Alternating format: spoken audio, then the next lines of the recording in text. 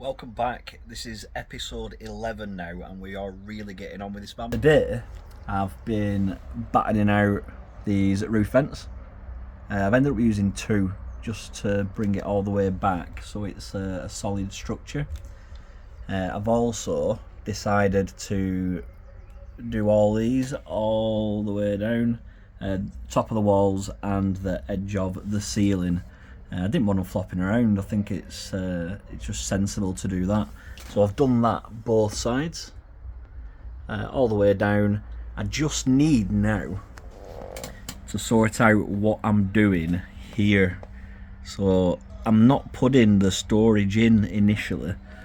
So I need to make it so that when I come to making the storage, I can do, but I also want to finish the roof first doing it. And the other thing that I've been struggling a bit with at the moment is battening out this back area and being able to get the ceiling up here. It's really, it curves off in every which way, and to get that ceiling here perfectly is going to be a nightmare. So wish me luck. So we're getting loads of work done today. Day 2 on this particular video. Kieran and Andy for helping me out today. That one's Kieran, that one's Andy. Thank you very much, guys, do appreciate it. Trying to get as much done as humanly possible. So this morning I've managed to, with the help of Kieran, get that front beam in to accommodate the ceiling. We're currently working on the back beam, which I was scratching my head about a lot yesterday. Andy's currently securing these beams so they don't bend around everywhere, just with some screws so they can't bore or bend over the years. And I'm about to start clipping the wires together so that it's all basically ready for ceiling panels and the rest of it. Yesterday, whilst I were procrastinating, I put the extra wheel arch box in, so that's another job done. So welcome to day 3 in this particular video. As you can see, I've got the lights on. It's been raining this morning outside, and I've been getting on with trying to finish the insulation. So this is how it's looking so far. I need to get all the recycled plastic insulation on there today and try to vapor barrier all this up. Plenty of jobs to be doing whilst it's raining. Okay, so I've come to a bit of a stuck point with the insulation now, because I'm waiting on Amazon to deliver me a lot more of this so I can finish off all the ceiling and everything like that. It's all glued up now. It sounds insulated now, which is great. It's just like it's a cloudy sky. It's supposed to rain again, so that's quite fitting. So whilst I'm waiting for the Amazon delivery man, I am going to try to batten this out. Now this is going to be a particular bit of a nightmare, because if you look at the top here, there's that gap, but at the bottom it comes out to a bigger gap. So the plan is I want a shelf that's going to be at the bottom of here, coming out, just jutting past the wall. And then this will also be just jutting past the wall, like a frame. And then this will also be just jutting past the wall, but joining these two pieces up perfectly at the same angle as the beams. So yeah, this one's going to be quite tricky. So I'll keep you updated. Okay, so it's day 4 of this particular video, and today I'm about to cut the ceiling panels. So just a little update. I've been really busy past couple of days, not really done many videos. I've been trying to get this roof up. So as you can see, most of the roof's now up. Now I'm not that keen on these plastic strips. You knock them up and they just pop back out. So I think I'm going to get some wooden joints for in between where they join. I got a really good deal on these roof panels off eBay. Really good. I'm just about to do the last panel, which is the most complicated, let's be honest. Not only have I got to cut a roof vent in, like down there before, on a separate note, I'll try and cover that again afterwards. So here, the van is much shorter than here. So I need to measure like a couple of distances along, I think, just to see if I can cut that angle right. And then this bit here is much closer to us than this bit here. So yeah, I've got some incredible math problems coming up to see if I can get this to match as close as I can.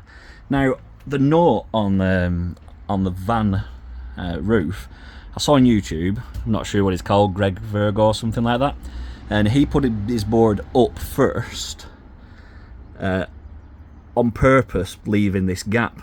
Now, I've borrowed a router off my brother-in-law, and apparently you can basically route down to the wood and then get a perfect line all the way around, and hopefully then I should be able to, when the ceiling fan goes on, it'll go over these screw holes. Fingers crossed. Not entirely sure. I will take any comments about this one, any advice at all. How do I cover this gap? These screws are well in the way, so the board would have hit these screws head on. So anybody got any suggestions? Anyone else done this to a Mercedes Sprinter who can basically get the roof to meet up to this? For those that don't know, this is singular skin. This goes straight into the roof rail for the sliding door, so I can't screw through it either. So any ideas, chuck them at me and I'll give them a go. So just another quick update video. So all the roof panels are in now. Still need to route out the fan. I'm waiting on that router part now. And the first wall panel's in with the USB charger. I've not hooked that up to see if it works yet, but I'm sure it will. No problem at all. I'm just at the moment about to cut this shape to fit basically from here to that panel. It's going to go around this and then down the side of that wheel arch, run into that beam. So yeah, next up there, that one will be in hopefully. So the walls are in and the roof's in. We've got our USB ports. That was, surprisingly enough, a bit of a pain, but it went in first time. That was also a bit of a pain. I had to go back and rejig that a little bit, but quite happy with how that's turned out. I'm going to put some framing around it just to neaten it up. Another USB, that's the cable for the TV. That's the cable for the water pump, and potentially the jerry cans we'll be using. I think they're a bit big. Might have to downsize a little bit. My next little mission is to box this out a little bit, secure the battery to the floor so it makes the van drivable. After that, we're going to come back to storage because time's pressing on, and we're going to try and get a kitchen in as soon as possible. Well, that's the battery box pretty much finished. The bed is going to run real flush up to that. I've just got a securing beam here, can wobble the whole van off this. This is definitely strong enough. Battery's screwed to the floor through the factory fitting holes, as you can see probably down there, down that back. And then I've screwed these right down into the battens underneath the flooring, and it ain't going nowhere. I've probably been a little bit messy with a fuse box, but I can live with that. It isn't dangerous, I don't think. It looks pretty good, and everything's working really well. So next I'm going to put the bed back in and then move on to the kitchen. Just in the process of putting the bed back in, and just as a reminder for people, this is how the bed frame works. So now we're going to route out the fans before we put the bed back in, because it's going to be a messy job. Really efficient. It's a really good idea to use one of these. Here we go.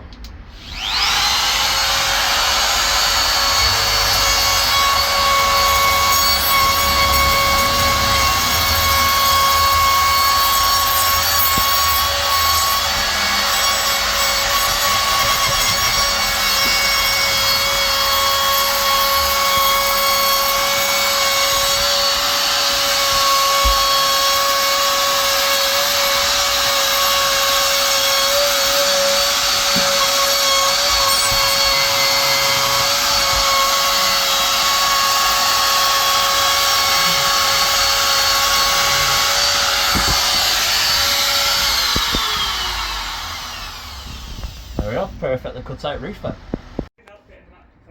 And this is it with the bed panels back on. So yeah, definitely getting there now. So just having a look at putting this fascia in. So I've already scribed out, and it's got quite a nice join going up to here. The reason I've left this square at the moment is that the cabinets are going to be coming down to here where there's a beam. And they'll probably be to about here.